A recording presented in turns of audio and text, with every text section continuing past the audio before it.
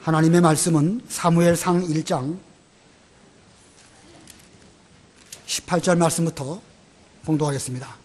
사무엘상 1장 18절.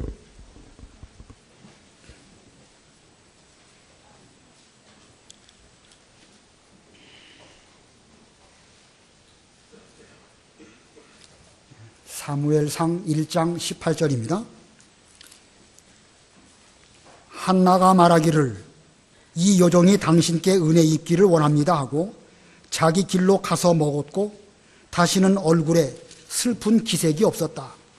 그들이 아침 일찍 일어나 여호와 앞에 경배하고 라마에 있는 자기 집으로 돌아갔다. 엘가나가 자기 아내 한나와 동침하니 여호와께서 그 여자를 기억하셨다. 한나가 임신하고 때가 되어 아들을 낳아 이름을 사무엘이라 불렀으니 이는 내가 여호와께 그를 구했다 라고 말하였기 때문이다. 남편 엘가나와 그의 모든 가족들이 매년제와 서원제를 여호와께 드리기 위해 올라갔으나 한나는 올라가지 않고 자기 남편에게 말하기를 아이가 젖을 때면 내가 그를 데려갈 것이고 그는 여호와 앞에 보일 것이며 그는 반드시 거기 남을 것입니다 하였다. 그 여자의 남편 엘가나가 그 여자에게 말하기를 당신이 좋은 대로 하여 아이가 젖을 뗄 때까지 집에 머무르시오. 오직 여호와께서 그 말씀을 이루어 주시기 원하오라고 하였으므로 그 여자는 집에 머물면서 젖을 뗄 때까지 자기 아들에게 젖을 먹였다. 그 아이가 젖을 떼었을 때 그 여자는 아이와 함께 수소 3마리, 밀가루 1에바, 포도주 1가죽부대를 가지고 실로에 있는 여호와의 집으로 올라갔는데 그 아이는 어렸다. 그들이 수소를 잡고 아이를 데리고 엘리에게 가서 한나가 말하기를 내 주여 내 주님의 살아계심으로 맹세합니다. 저는 여기 당신 곁에 서서 여호와께 기도하던 여자입니다. 이 아이를 낳게 해달라고 제가 기도했더니 여호와께서 제가 간구한 기도를 들어주셨습니다. 그러므로 저도 이 아이를 여호와께 드리니 이 아이가 평생 동안 여호와께 드려진 자가 될 것입니다. 하므로 그 아이가 그곳에서 여호와께 경배했다. 거기까지 봉독하겠습니다.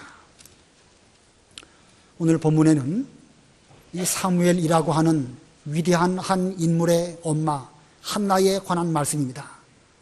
그래서 오늘 제목은 사무엘의 엄마 한나, 사무엘의 엄마 한나입니다. 어머니라고 표현하기보다는 엄마라고 하는 것이 좀 더 격에 맞을 것 같아가지고 사무엘의 엄마라는 표현을 썼습니다. 이 사무엘이 태어난 시대는 사사시대의 끝 무렵입니다. 사사시대의 특징은 어떠하였는가?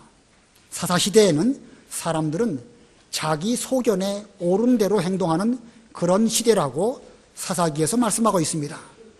특별히 엘리 제사장 시대는 그 엘리 제사장 자체도 혼미한 가운데 있었고 그렇기 때문에 하나님께서는 그에게 계시의 말씀이나 진리를 많이 주시지 아니한 그런 시대였습니다. 다시 말하면 사람들은 다 제각각 자기가 옳다고 여기는 대로 신앙생활을 하다 보니까 이 사람은 이렇게 깨닫고 이렇게 행동하고 저 사람은 또 저렇게 깨닫고 저렇게 행동하는 이런 가운데 있어서 중구난방입니다. 거기다가 대제사장 엘리는 자기 역할도 잘 감당하지 못했고 그의 자녀들은 또한 불량자인 이런 가운데 있었습니다.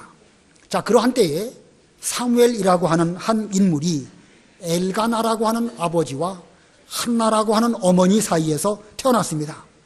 이 사무엘이 성장해서 그 어려운 시대에 하나님께서 맡기신 그 직책을 잘 감당한 위대한 인물이 됩니다.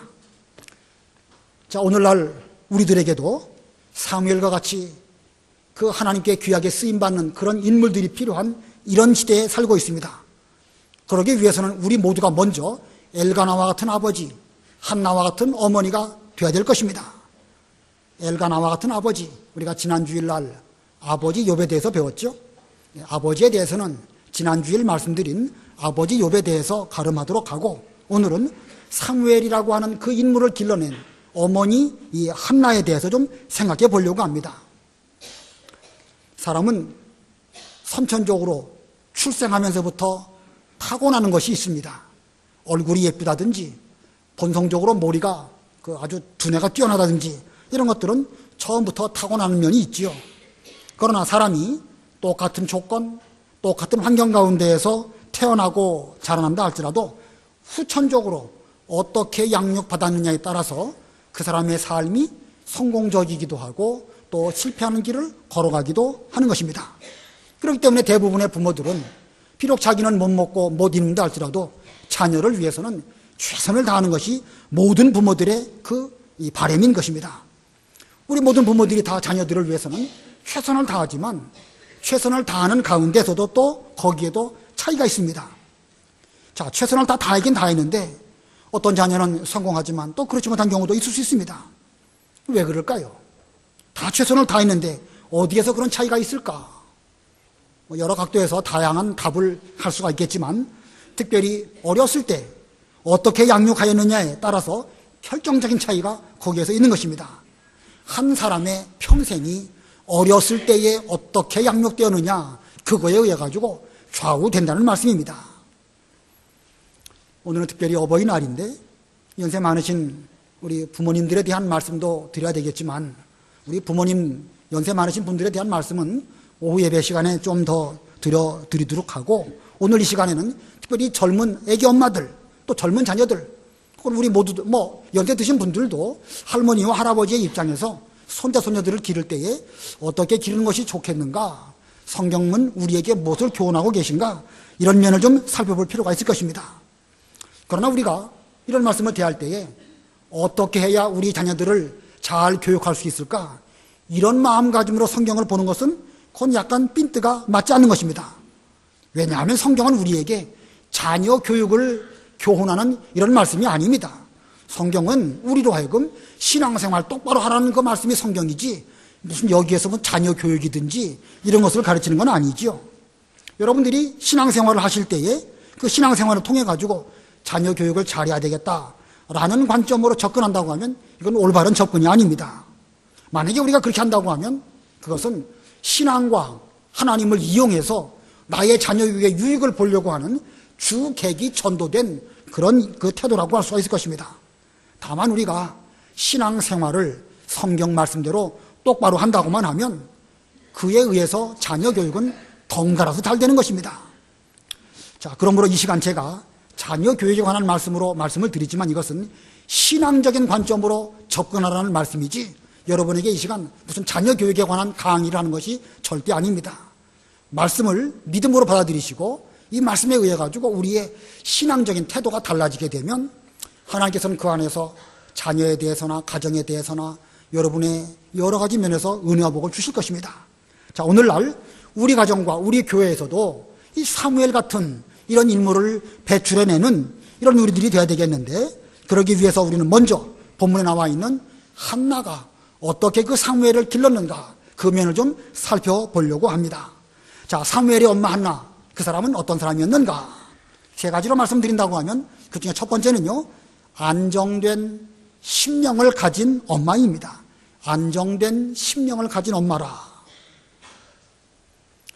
엘가나라고 하는 한 남편에게는 두 아내가 있었습니다. 하나의 이름은 한나고 또 다른 아내의 이름은 분인나입니다. 분인나에게는 자식들이 많이 있었지만 한나에게는 하나님께서 자녀를 주시지 않으셨습니다. 이 엘가나의 온 식구들이 매년 하나님 아버지 앞에 제사를 드리기 위해서 하나님의 성소가 있는 실로에 올라가고 거기서 제사를 드렸습니다. 제사 후에는 그 음식을 함께 나누어 먹었습니다. 제사 후에 함께 음식을 나누어 먹은 걸 보면 그 제사는 화목제입니다. 화목제를 드리면 그 짐승의 기름은 불로 태워서 하나님께 드리고 일부분은 제사장이 먹는 것이고 또 일부분은 제사를 드린 그 식구들이 함께 나누어 먹는 것이 화목제 제사의 규례입니다. 자, 그 제사를 드리고 음식을 나눠 먹는 거, 이거 얼마나 즐거운 일입니까? 1년에 한 번 하나님 아버지 앞에 거룩한 제사를 기쁨으로 잘 드리고 그리고 온 식구들이 함께 음식을 나눠 먹는다. 이건 1년에 한 번 있는 큰 잔치입니다. 그런데 그때마다 한나는 음식을 먹을 수가 없었습니다. 왜냐하면 그 분인나가 한나를 격동시켰기 때문입니다. 분인나 입장에서는 또 그럴 수밖에 없는 그런 면이 있기는 있어요. 자기는 자녀가 있고 한나는 자녀가 없는데 이 잔치를 해가지고 음식을 먹을 때에 그 남편이 자기보다 한나를 더 사랑하고 음식을 줄 때에도 한나에게는 그 2배의 그 음식을 주니까 분인나 입장에서 볼 때는 속 상할 수밖에 없기는 없겠지요. 애도 못 낳는 것이 돼지처럼 먹기만 잘한다 이렇게 말하면서 그런 말을 했든지 아무튼 그런 말을 들었을 때에 한나는 속이 상해서 먹지도 않고 울기만 했습니다. 이런 일이 매년 반복적으로 계속되었습니다. 자, 한나가 이렇게 매년 격동을 받고 속이 상해서 음식을 먹지 않으면 않을수록 더욱 아기는 생기지 않았습니다. 왜 그러겠죠? 왜 그 한나가 그러면 그럴수록 아기가 생기지 않겠습니까? 스트레스를 받으니까 그렇죠. 스트레스 받으니까 그렇습니다. 다시 말하면 그의 심령이 안정되지 못하면 육신도 몸이 정상적이 되지 못하게 되는 것이고 그렇게 되면 아기를 가질 수 없는 것입니다. 그만큼 심령의 안정이 중요한 것입니다. 양계장의 닭들을 시끄러운 그 소음 가운데 두면 그 달걀을 잘 많이 낳지 못한다는 거예요. 소들도 그 조용한 음악을 잘 들려주고 편안한 가운데에서 이렇게 생활하게 하면 그 젖을도 많이 낸다고 합니다. 한나 역시 격동을 받으면 받을수록 몸이 그것을 깨닫게 되는 것이고 그러면 그럴수록 아기를 더욱 갖기 어렵게 되는 것입니다. 자, 그러다가 한나가 격동을 받게 되었을 때에 하나님께 나아가서 기도했습니다. 자, 기도한 게 중요한 거예요. 어떻게 기도했는가? 10절과 11절 1장 10절 11절 읽어보세요.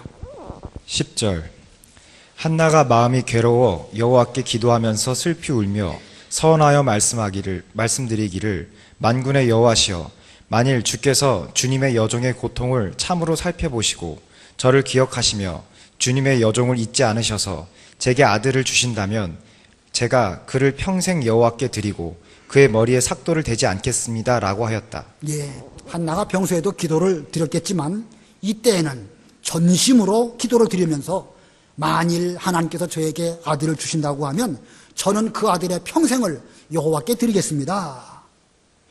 자, 이 한나의 기도는 무슨 큰 소리로 남들 들으라고 부르짖는 이런 기도가 아니었고 전혀 소리가 들리지 아니하면서 입술만 통하고 자기의 마음을 하나님 아버지 앞에 쏟아놓는 심정이 통하는 이런 기도를 드렸습니다. 이게 진짜 기도죠? 기도다운 기도입니다. 남 들으라고 미사역으로 한 것이 아니고 자기의 그 어려운 가운데에서 전적으로 하나님 외에는 나의 이 어려운 문제를 해결해 주실 분이 안 계십니다. 하나님을 향하여서 마음을 쏟아놓고 심정이 통하는 이런 진짜 기도를 드렸습니다. 이렇게 그가 기도를 드릴 때에 그 결과가 어떻게 되었는가? 18절과 19절 읽어보셔요. 18절 한나가 말하기를 이 여종이 당신께 은혜 입기를 원합니다 하고 자기 길로 가서 먹었고 다시는 얼굴에 슬픈 기색이 없었다. 그들이 아침 일찍 일어나 여호와 앞에 경배하고 라마에 있는 자기 집으로 돌아갔다. 엘가나가 자기 아내 한나와 동침하니 여호와께서 그 여자를 기억하셨다. 예, 한나가 기도할 때에 당시에 대제사장 엘리가 한나의 기도하는 모습을 보면서 저 여인이 술 먹고 성소에 와가지고 저렇게 기도하는구나 라고 오해를 했습니다.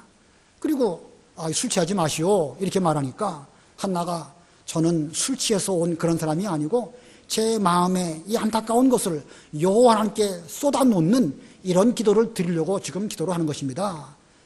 그 답을 아주 잘했습니다. 자, 이렇게 그가 하나님 아버지 앞에서 진심으로 기도를 했는데 전에는 격동을 받고 또 울기만 했고 먹지 못했던 한나였지만 그가 하나님 아버지 앞에 진심으로 서원하고 기도를 드리고 자기 마음을 쏟아놓는 그런 기도를 드린 후에는 자기 길로 가서 음식도 잘 먹었고 다시는 그의 얼굴에 근심이 없다, 수색이 없는 그런 사람이 되었다. 이렇게 성경은 말씀하고 있습니다. 무엇이 한나로 하여금 그런 변화를 있게 하였죠? 무엇이 그로 하여금 그렇게 되게 했습니까? 현재 한나의 현실은 아무것도 달라진 것이 없습니다. 분이나의 격동이 없는 것도 아니고 또 뭐 없던 자녀가 생긴 것도 아니고 더군다나 엘리 제사장은 자기를 오해해서 술 취하지 말라고 이런 말씀을 한 거 보면 그 한나 입장에서는 오히려 더 속상할 수밖에 없는데 무슨 이유 때문에 한나가 돌아가서 잘 먹고 다시는 얼굴에 근심이 없는 이런 가운데 있게 되었을까? 그는 진실하고 간절한 기도를 드렸고 자기 마음을 하나님께 쏟아놓는 참된 기도를 드렸기 때문에 그렇습니다. 자, 한나는 자기 기도가 하나님께 상달된 것을 영으로 아는 거예요. 아, 내 기도가 마침내 하나님께 상달되었구나. 영으로 통하고 영으로 알게 된 것입니다. 자, 드디어 엄마가 될 만한 자격을 한나가 갖추게 된 것입니다. 이러한 한나를 하나님께서 기억하시고 그에게 이제 자녀를 주셨습니다. 본문 20절 읽어보세요. 20절. 한나가 임신하고 때가 되어 아들을 낳아 이름을 사무엘이라 불렀으니 이는 내가 여호와께 그를 구했다라고 말하였기 때문이다. 예, 마침내 아들을 낳게 되었고 아들의 이름을 사무엘이라 이름을 지었습니다. 사무엘, 여호와께서 내가 여호와께 그를 구했다. 간단하게 말하면 하나님께 구했다. 사무엘, 하나님께 구했다. 이런 뜻으로 아기의 이름을 지었습니다. 자, 잘 지었죠? 자, 이러한 말씀이 우리에게 무엇을 교훈하고 있는가? 사무엘 같은 위대한 인물을 길러내기 위해서는, 그런 자녀를 낳기 위해서는 먼저 부모가 평안하고 안정된 심령을 가진 한나와 같은 엄마가 돼야 한다는 것입니다. 무슨 일반적인 엄마들처럼 그냥 결혼하면 자연스럽게 아이를 낳는 거기까지만 가면 그건 문제가 있습니다. 예수 믿는 사람이라고 하면 거기까지만 가면 안 되는 것입니다.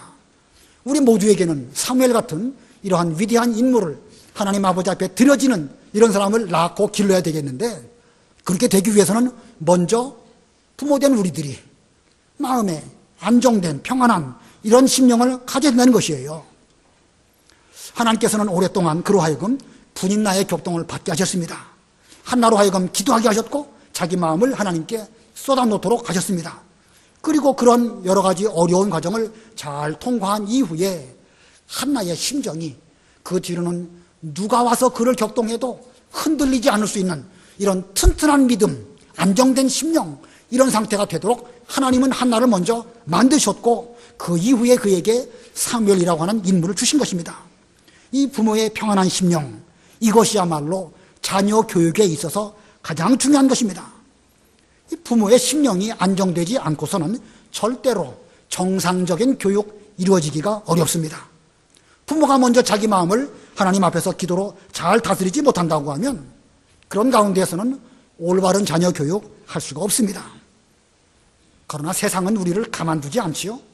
분인나가 격동한 것처럼 세상은 우리들을 가만두지 않습니다. 어떤 면에서 보면 분인나는 분인나대로 한 역할을 한 거예요. 분인나가 있었기 때문에 한나 같은 사람이 격동을 받긴 했지만 결국은 하나님께 나아가서 기도하게 되었고 자기 마음을 잘 다스릴 수 있는 이런 영적 실력을 기르게 되었고 그런 가운데 사무엘 같은 하나님의 귀한 선물을 받게 된 것입니다. 세상의 모든 만물들이 다 하나님의 주권과 섭리 가운데 있으면서 우리를 격동시키고 힘들게 하지만 그 모든 것들이 중요한 것이 아니라 나와 하나님 사이에서 온전한 심령으로 기도를 드림으로 내 마음이 평안한 가운데 만들어지는 것, 이게 우리가 해야 될 그 중요한 일입니다. 어떻게 해야 그렇게 할 수 있을까? 이 엘가나의 가정들은 매년 여호와 앞에 예배 드리기 위해서 나아갔습니다. 이 구약시대의 제사는 곧 예배지요. 여러분들도 이 한나와 같이 하나님께 나아갈 때에 늘 자기 자리에 나와야 됩니다. 오시기만 하시지 말고 또 기도해야 됩니다. 우리가 늘 기도하지만 모든 기도가 우리의 심정을 하나님과 통하는 마음을 쏟아놓는 이런 기도가 늘 있습니까? 그것도 역시 어렵습니다. 1년에 몇 번 그게 가능할지 목사님 저도 어렵습니다. 여러분도 쉽지 않겠지요. 그래도 우리가 매일 예배에 나오고 매일 기도를 드리고 하다 보면 어느 시점에 우리가 하나님과 영으로 교통되어지는 이런 기도에까지 이르게 될 것이고, 때로는 분인나가 격동시키고 때로는 엘리 같은 제사장이 이해를 못하는 일이 있을 수 있죠. 목사도 여러분들을 이해 못하는 때가 있습니다. 뭐 목사가 만능도 아니고 저야 다만 하나님 말씀을 전해드리는 이런 가운데 있을 것이니까 여러분들의 입장을 잘 모릅니다. 그래도 여러분들은 하나님 아버지 앞에서 자기 믿음을 잘 지킨다고 하면 그 모든 것들을 잘 극복할 때 마침내 우리들의 마음이 이 한나처럼 평온하고 안정된 이런 심령을 얻게 될 것입니다. 여러분들도 그와 같은 길을 잘 걸어가셔서 여러분의 가정과 자녀들의 이 사무엘과 같은 그런 인물로 길러내는 여러분들이 다 돼야 되겠습니다. 그 다음에 두 번째로 사무엘의 엄마 한나는 어떤 사람이었는가? 두 번째는요, 젖대기까지 함께한 엄마입니다. 젖대기까지 함께했다. 이 한나는 엄마로서 먼저 자기의 심령이 안정된 그런 다음에는 자기 아들 사무엘의 심령도 안정되도록 잘 기르기 위해서 젖대기까지 그를 잘 기르었다는 뜻입니다. 특별히 어렸을 때에 안정된 심령의 여부는 그 사람의 평생을 좌우합니다. 어렸을 때 아기들의 마음이 불안하면 평생 불안할 수밖에 없습니다. 짐승들이 태어나자마자 애미와 새끼 사이는 어떻게 맺어지게 되죠? 그 애미의 그 채취, 또 어미는 그 새끼의 그 채취, 이걸 통해 가지고 서로 이게 내 새끼구나, 또 나의 애미구나, 서로 이렇게 느끼지 않습니까? 그래서 짐승들도 얼마 지나면 떨어지게 되지만 그 떨어지기 이전에 서로의 그 채취로 말미암아 서로 그 애미와 새끼를 알아보게 되는 것입니다. 남극에 펭귄이 있는데 펭귄이 모여서 집단 생활을 하지요. 태어나면 태어난 암컷은 그 자기 새끼를 수컷에게 맡기고 먼 곳에 가가지고 수십 킬로미터 떨어진 곳에 가가지고 거기서 음식을 또 먹고 그리고 또 돌아와서 임무기도를 하는데 임무기도를 할 때에 많은 새끼들이 모이는 가운데서도 냄새를 통해 가지고 자기 새끼를 발견해야 된다는 것입니다. 자, 그만큼 어렸을 때 그 어미와 새끼 사이에는 이런 관계로 맺어지게 되는 것입니다. 사람은 어떻습니까? 사람이 무슨 냄새나 소리로, 물론 엄마를 그 냄새나 소리로 아는 것이 있기는 있지요. 그러나 사람은 어렸을 때에 엄마로부터 느끼고 배운 것이 평생 그 사람의 인격을 좌우하게 되는 것입니다. 그러므로 젖을 떼기 전까지 어떻게 엄마로부터 배우느냐, 무엇을 깨닫고 느끼느냐, 이것은 그만큼 중요한 것입니다. 본문의 한나는 젖 뗄 때까지 아들 사무엘과 함께함으로써 아들을 잘 양육하는데 전심전력을 했습니다. 본문 21절부터 23절까지 읽어보세요. 21절. 남편 엘가나와 그의 모든 가족들이 매년제와 서원제를 여호와께 드리기 위해 올라갔으나 한나는 올라가지 않고 자기 남편에게 말하기를 아이가 젖을 때면 내가 그를 데리고 가서 여호와 앞에 보일 것이니 그가 영원히 거기에 살게 할 것입니다 하였다. 그 여자의 남편 엘가나가 그 여자에게 말하기를 당신이 좋은 대로 하여 아이가 젖을 뗄 때까지 집에 머무르시오.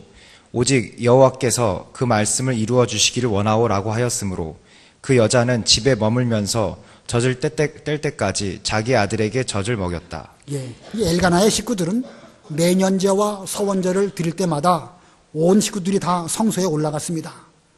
율법에 의하면 그 이스라엘의 절기 때마다 이스라엘의 모든 남자들은 성소에 와서 여호와께 뵙도록 이렇게 규정하고 있지만 여자나 아이에 대해서는 그렇게 규정하고 있지 않습니다. 반드시 가야 하는 건 아닙니다. 그래서 한나는 그 남편 엘가나에게 요청해서 제가 이 아이를 젖될 때까지 잘 기르다가 젖을 떼면 성소에 올라가서 이 아이를 거기에 두어 계속해서 여호와를 섬기도록 그렇게 하겠습니다. 이렇게 말하니까 그 엘가나가 여호와께서 그 말씀을 이루어 주시기를 원합니다 라고 말했습니다. 엄마인 한나는 한나대로 잘했지만 남편인 엘가나, 아버지인 엘가나도 참 잘했습니다. 만일 한나가 자기가 하나님께 서원하고 맹세한 그것만 생각을 하고 젖되기 전에 그 아기를 먼저 이건 내 맹세한 것이니까 나는 맹세를 지켜야 된다 라고 하면서 그 젖되기도 전에 먼저 그 아기를 하나님께 드렸다고 하면 그 사무엘의 이후는 어떻게 되었을까? 아무래도 사무엘은 불안 증세를 볼 수밖에 없겠죠. 그는 아마 일평생 정서 불안한 속에서 살게 되므로 자기 임무를 제대로 감당하지 못하는 이런 사람이 될 수밖에 없었을 것입니다. 이런 면으로 볼 때에 아이를 기를 때에 아이로 하여금 두려운 생각이 들지 않도록 하는 것이 중요합니다. 젖되기 전까지는 엄마가 절대적으로 옆에서 잘 보호하고 편하게 해주는 것, 이게 아주 중요한 것입니다. 자, 아이의 입장에서는 두려운 것이 참 그 위험한 일인데 두려운 것 중에 제일 무서운 게 뭐겠죠? 자기 엄마가 안 보이는 것입니다. 우리 성인들이 들에 나아가서 무슨 사자나 호랑이를 만났을 때에 느껴지는 그런 공포, 이런 공포를 어린아이들은 엄마가 안 보일 때 그런 공포를 느끼는 것이 아닐까 생각이 듭니다. 그러므로 아기가 충분히 크기 전까지는 부모가 함부로 그 아기와부터 분리되어지는 이런 일이 없어야 됩니다. 엄마들 중에는 아기가 어떻게 하는가 그걸 보기 위해서 조금은 좀 장난스럽게 숨기도 하고 그러면서 어떻게 하는가 살펴보는데 그 미처 젖되기 이전의 어린아이의 심정은요 대단히 두려워하고 아주 무서워하는 것입니다. 그렇기 때문에 그것은 결코 좋은 것이 아닙니다. 또 우리는 아이들을 기를 때에 초달하는 문제, 초달. 이 사람들은 성경에 있는 말씀대로 초달을 아끼는 것은 아이를 미워하는 것이다. 그 말씀을 생각하면서 초달을 해야 된다라고 하는 그런 생각을 합니다. 제가 우리 명림교회에서도 그런 말씀을 몇몇 부모들에게 들었습니다. 그 말은 틀린 말이 아니에요. 분명 성경에 있으니까. 그러나 부모가 아이를 초달을 할 때에 자기가 초달하는 그 행위에 대해서 정당성을 부여하기 위해서 성경을 인용하는 것은 그건 올바른 것이 아닙니다. 성경에는 초달하라는 말씀도 있지만 자녀를 어떻게 하지 말라는 말씀도 있죠. 노엽게 하지 말라는 말씀도 있는 것입니다. 이 양면을 잘 생각을 해보고 이 경우에 합당하도록 해야 되는 것인데 한쪽 면만 생각하고 자기 행동에 대해서 정당성을 부여하기 위해서 성경을 인용한다고 하면 그건 올바른 태도가 아닙니다. 여러분이 만약에 자녀를 초달하려고 할 때에 이 아이가 나의 이 초달 행위로 말미암아 혹시 마음에 격동을 받는다든지 이해를 못한다든지 그런 일이 없도록 미리 잘 설명해야 됩니다. 내가 이만저만 해가지고 이와 같은 일을 저질렀으니까 내가 잘했느냐 못했느냐 잘 따져보고 본인이 잘못했다는 것을 납득하도록 해야 되는 것입니다. 그러면 내가 몇 대 맞아야 될 것이냐? 5대 맞겠습니다.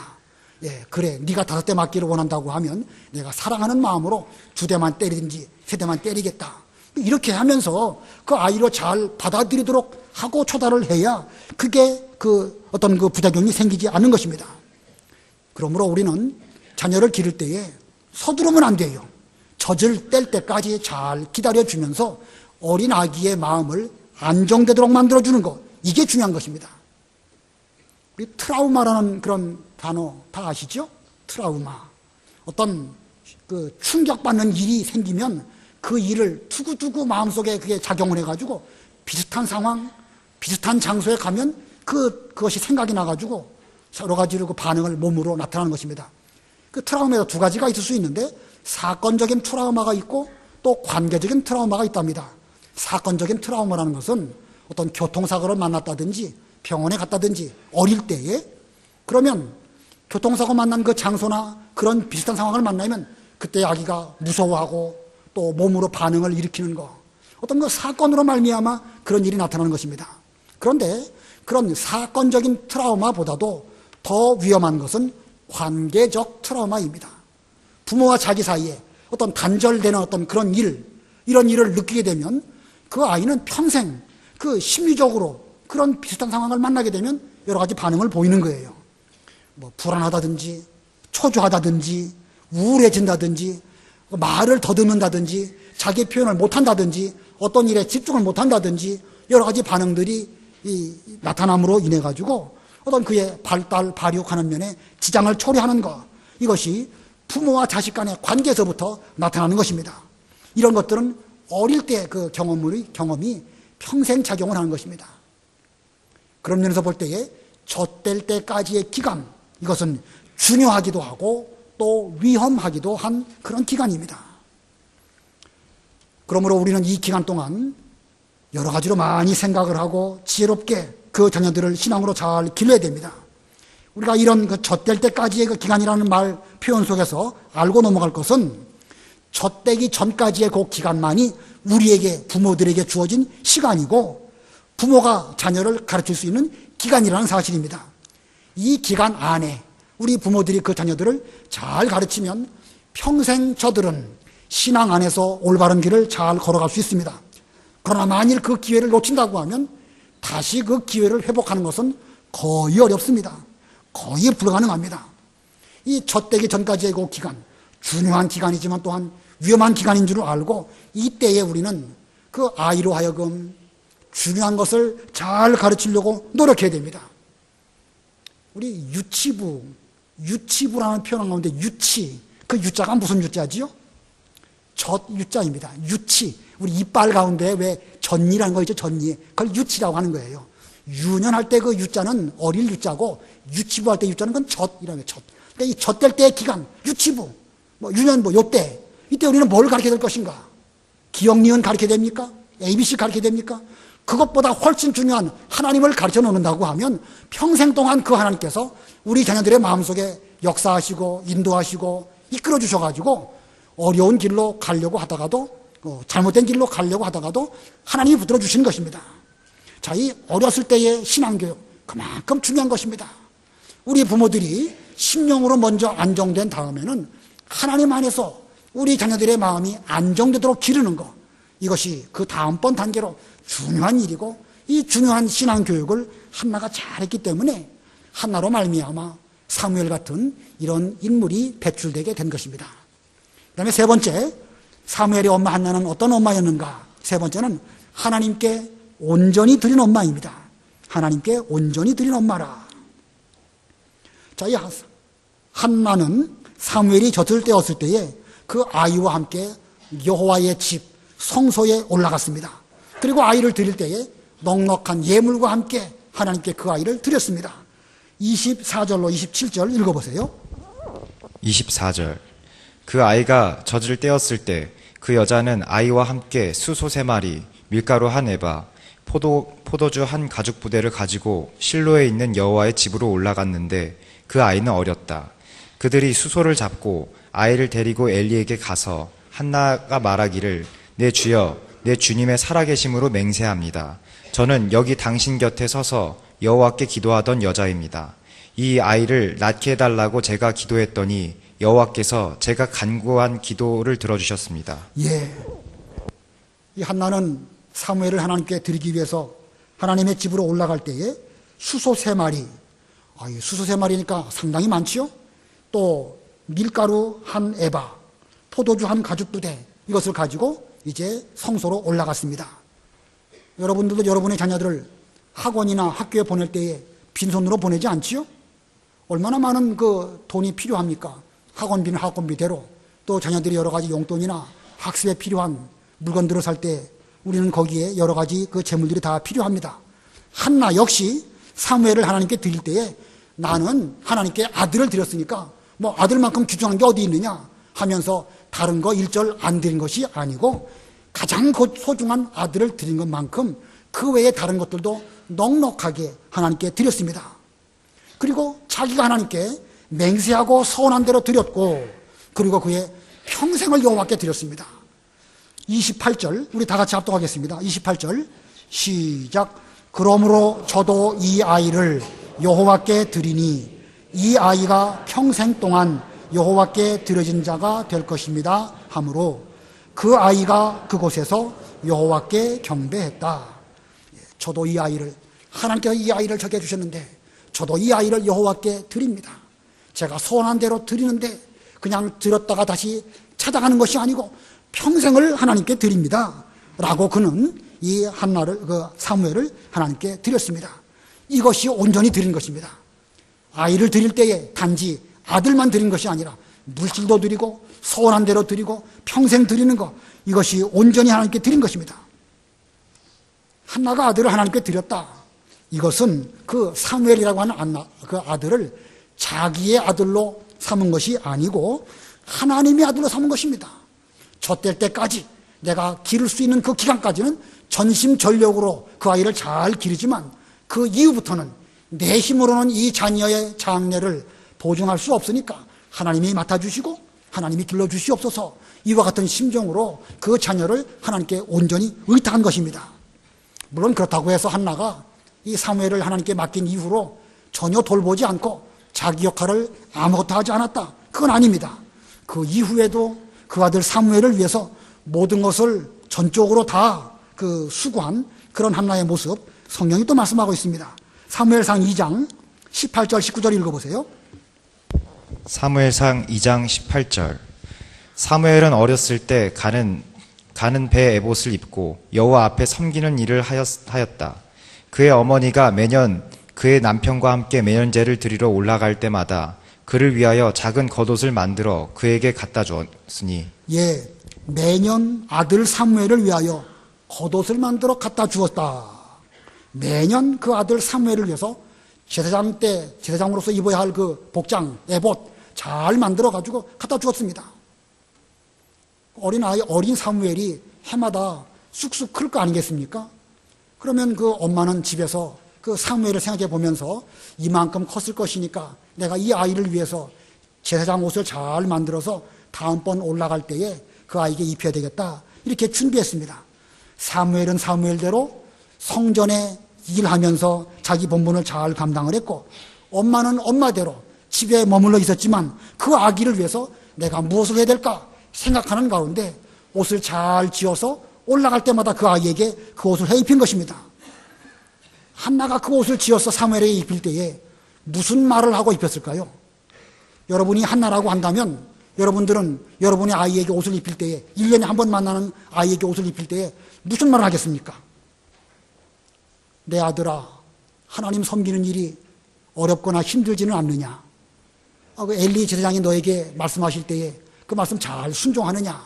엄마는 내가 어려운 가운데서 잘 순종하기를 원하고, 엄마도 내가 정말로 보고 싶지만 집에서 너를 위해서 이렇게 정성껏 옷을 만들어가지고 너에게 이 옷을 입혀주고 준다. 너 이거 입을 때마다 엄마 생각하고, 엄마가 너를 위해서 얼마나 기도하는지 너도 좀 기억하면서 내 위치에서 내 맡긴 그 모든 일을 잘 감당하는 그런 아들이 되기를 바란다. 엄마는 내가 참 자랑스럽다. 이런 말 당연히 했겠죠? 성경에는 없지만 그런 말 안 하면 이상한 엄마입니다. 자, 이런 엄마의 그 마음, 이 마음이 그 사무엘의 마음속에도 잘 간직되었을 것입니다.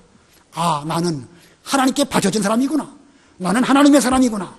엄마가 내가 보고 싶어도 참으면서 나를 위해서 바느질 한 땀 한 땀 이렇게 해가지고 이 좋은 옷을 나에게 입혀주신 것처럼 나도 엄마의 기대에 부응하고 하나님의 사람답게 사는 이런 사람이 되어야 되겠다. 이 사무엘은 비록 엄마로부터 떨어져 있었지만 그는 자기는 하나님의 사람이라고 하는 자긍심을 가지면서 어렸을 때부터 스스로 믿음을 지키면서 엄마의 기대에 부응하는 이런 사람이 될 수밖에 없었던 것입니다. 이것이 한나의 자녀 교육이고, 이로 말미암아 사무엘이라고 하는 위대한 인물이 탄생하게 된 것입니다. 이 성경에 기록된 사무엘은 어떤 인물인가? 그의 직책이 성경에 4가지로 나와 있습니다. 사무엘 그러면 먼저 그는 선지자입니다. 선지자. 두 번째는요, 사사입니다. 사사. 세 번째는 선견자라고도 표현하고 있습니다. 선지자와 선견자. 우리가 한글로는 비슷하게 보이지만 히브리 성경으로는 전혀 이 표현이 다른 그 표현이에요. 선지자와 선견자는 직분상으로 볼 때 그 다른 직분입니다. 그리고 네 번째는 제사장입니다. 자, 선지자, 사사, 선견자, 제사장. 아주 중요한 직분을 그 당대에 잘 감당한 이런 사무엘로 그가 성장할 수 있었던 것은 그 엄마의 그 수고가 있었기 때문에 그런 것입니다. 이 사무엘은 그 혼란한 그 시대, 사람들이 다 자기 소견에 옳은 대로 행하는 이런 시대에 전 이스라엘 백성들을 미스바로 모이게 하고 신앙 부흥운동을 일으키게 되었고, 대대적인 신앙을 개혁하였습니다.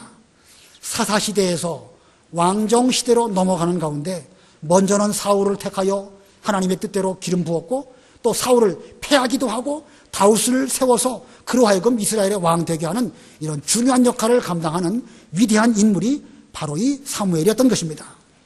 자, 이러한 사무엘을 길러내기 위해서 우리는 어떻게 될 것인가?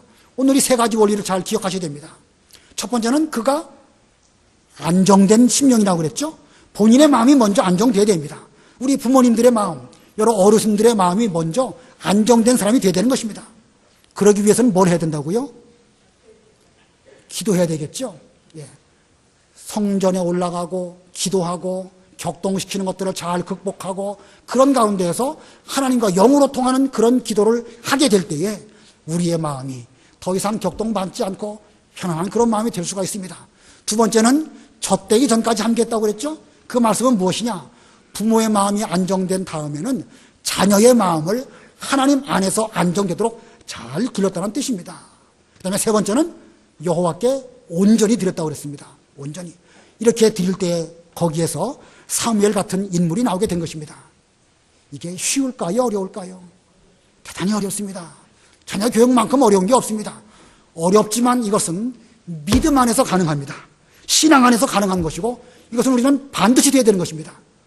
힘드니까, 어려우니까 그저 할 만큼 하고 안 되면 어쩔 수 없고 그렇지 않습니다. 반드시 돼야 되는 것입니다. 우리 모두는 다 이와 같은 목적을 놓고 힘써서 기도하셔서 먼저 여러분들의 마음이 항상 안정되고 평온한 심령이 되시기를 바라고, 여러분의 자녀들 또한 그와 같은 마음으로 잘 양육하신 다음에 그 이후에는 하나님께 온전히 맡기고 또 계속해서 또 배후에서 기도하고 또 위해주고, 옷이 필요하면 옷 만들어 주시고 또 다른 것이 필요하면 필요한 대로 잘 수고해 주시는 여러분 모임들이 다 되셔서 여러분의 가정과 우리 교회에 이 시대에 필요한 많은 사무엘들을 배출하는 우리 교회가 되기를 바랍니다. 기도하시기 바랍니다. 잠깐 동안 말씀을 생각해 보시면서 하나님께서 우리에게 어떤 복을 주시려고 지금 여러 가지 어려운 일을 맡게 해주셨는가 생각해 보시면서 기도하시기 바랍니다.